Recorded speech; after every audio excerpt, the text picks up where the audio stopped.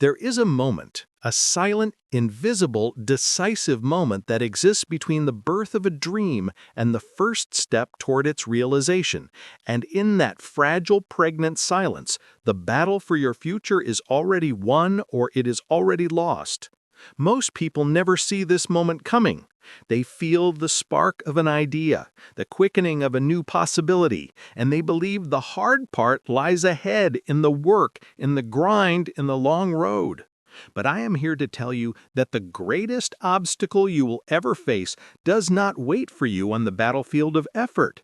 It stands guard at the very gates of your own mind, a silent sentinel of the status quo, and its weapon is a single, corrosive, and devastating question. A question that has killed more potential than every failure, every recession, and every critic combined. A question that masquerades as wisdom, as practicality, as rational thought. The question is simply this: what if I fail? And in that question, posed not with curiosity but with fear, lies the seed of a self-fulfilling prophecy. This is the genesis point of failure, the fatal fracture that appears not under the weight of 1,000 setbacks, but under the phantom weight of 1,000 imagined ones. You are standing at that precipice right now, perhaps with a dream you've carried for years, perhaps with one that flickered to life just this week. And you are feeling the gravitational pull of that question. What if I fail? And because you are human, your magnificent, pattern-seeking mind, which is designed to keep you safe, immediately begins to populate that void with answers. It shows you images of financial ruin. It plays you the soundtrack of other people's laughter. It wraps you in the cold shroud of embarrassment and regret. It builds a museum of your future failures before you have even laid the first brick of your future foundation.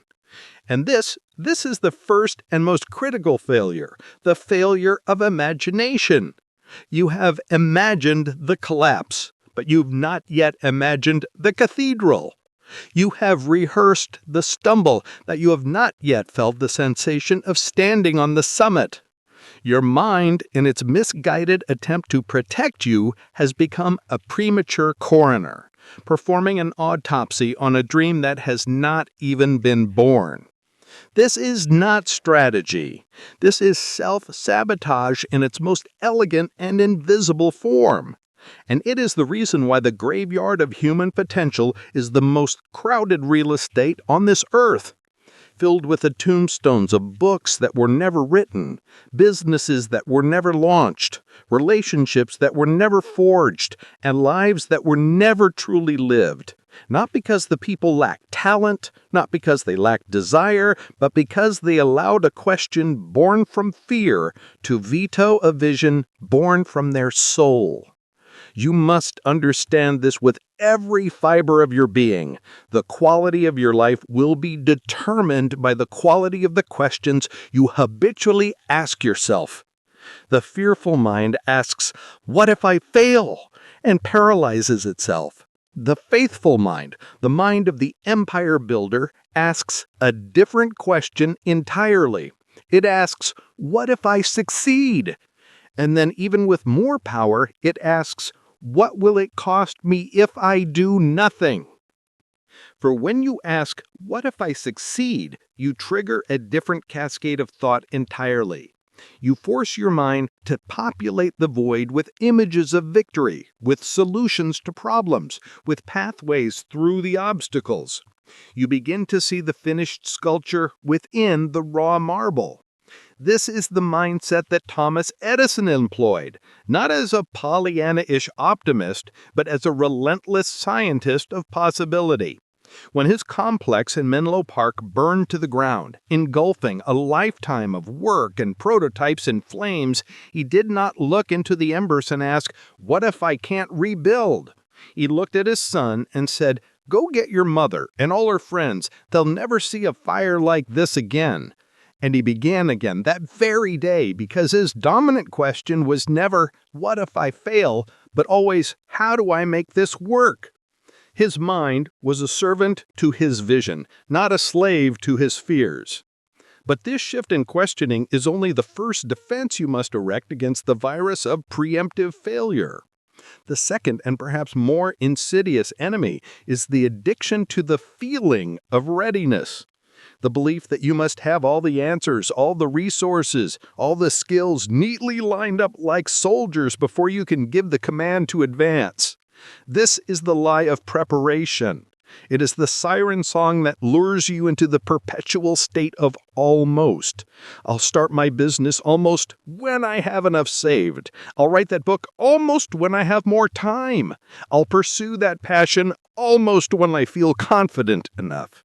You are waiting for a green light that will never come, because the universe does not distribute readiness. It responds to initiative.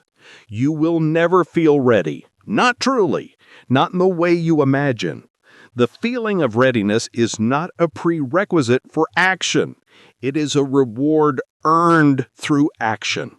It is the confidence that blossoms after you have taken the first clumsy, imperfect, courageous step. Henry Ford did not wait until he was an expert in metallurgy, assembly lines, and global logistics before he started his company. He had a vision for a horseless carriage for the masses, and he began with what he had where he was.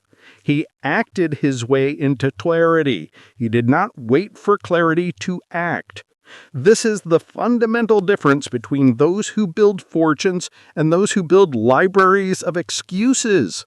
The builders understand that the map is drawn on the journey, not before it. They understand that the very act of beginning is what forges the confidence, attracts the resources, and reveals the next step. Your desire for perfect conditions is, in fact, a sophisticated form of procrastination. It is your ego's last-ditch effort to protect you from the vulnerability of being seen while you are still learning, while you are still clumsy, while you're still human. You must renounce this desire. You must fall in love with the messy, chaotic, and beautiful process of becoming. You must embrace the suck, the initial phase where you are bad at something, where you feel foolish, where the gap between your vision and your current reality is a painful, yawning chasm.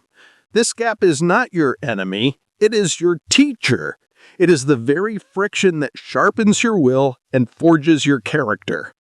And as you take that first step, as you embrace the messy beginning, you will immediately confront the third reason most people fail before they begin: the tyranny of the grand gesture. The belief that your first action must be massive, monumental, and world-shaking. This is a trap. It is the weight of expectation that crushes the fragile seedling of a new endeavor before it can break the soil. You look at the mountain you must climb, and the sheer scale of it paralyzes you. You think you need to summit in a single heroic bound, and so you never take the first step. The antidote to this is to master the power of the insignificant advance, the victory of the tiny, consistent, almost invisible action. You do not need to write a book. You need to write one paragraph today. You do not need to build a business. You need to make one phone call today. You do not need to get in peak physical shape. You need to take a 15-minute walk today. You must shrink the scope until the action becomes so small, so manageable, that the resistance in your mind has nothing to push against. This is the strategy of the termite, not the tornado.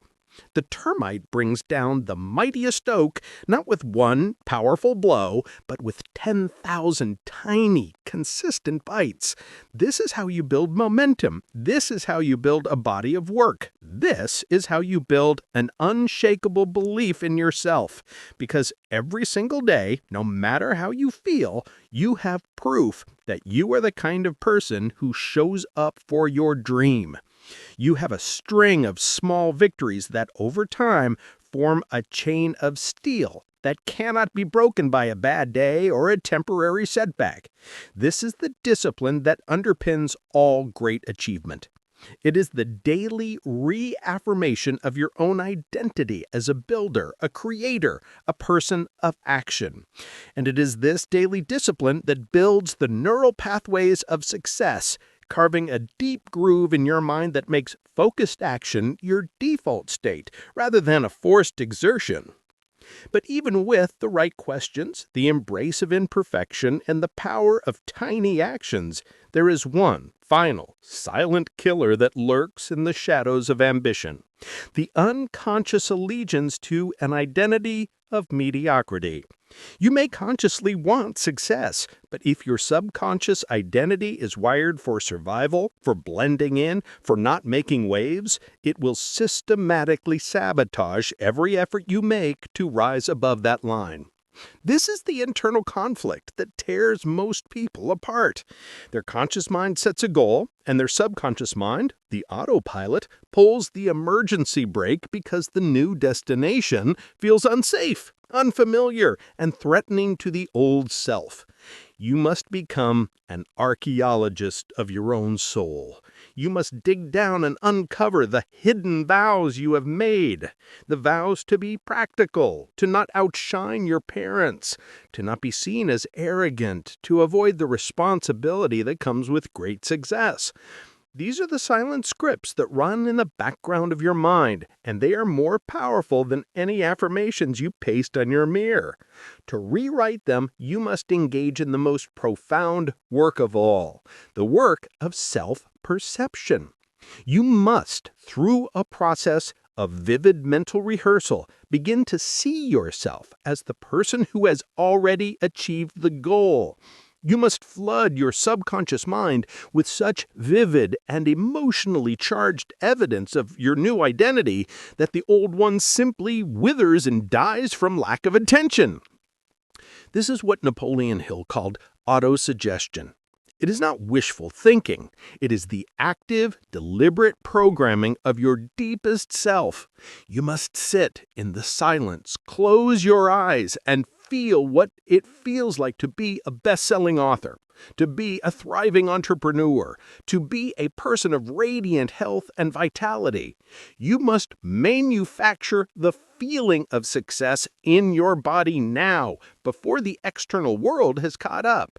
And when you do this consistently and with emotional intensity, you send a new command to your internal autopilot. You are no longer a dreamer trying to become a doer. You are a doer, and your actions naturally begin to align with that new empowered identity. The failure that happens before you begin is ultimately a failure of identity. You saw the action as something outside of yourself, something to be attained, when in reality, it is an expression of who you already believe yourself to be. So the work, the real work, is not in mustering the willpower for one heroic effort. It is in the quiet, daily reconfirmation of your new self. It is in the choosing the paragraph over the distraction, the phone call over the comfort, the walk over the lethargy. It is in these infinitesimal moments of choice that your future is forged. You have been given a dream not as a form of torture, but as a summons, a calling to become the person capable of achieving it. The universe is not testing you. It is inviting you to grow. The pain of discipline is the tuition you pay for the life of freedom, and the ache of regret is the eternal debt you owe for a dream deferred. So I ask you now, in the quiet of this moment, what silent question has been holding you hostage? What perfect conditions are you waiting for that will never arrive? What massive first step feels so daunting that you have neglected the tiny, insignificant one that is available to you right now? And most importantly, who would you have to become to make your dream inevitable? See that person, feel that person, and take one action today, no matter how small, that is in alignment with that future self. Because the war for your future is not won on a distant battlefield. It is won in the silent, invisible moment of decision that is happening right now.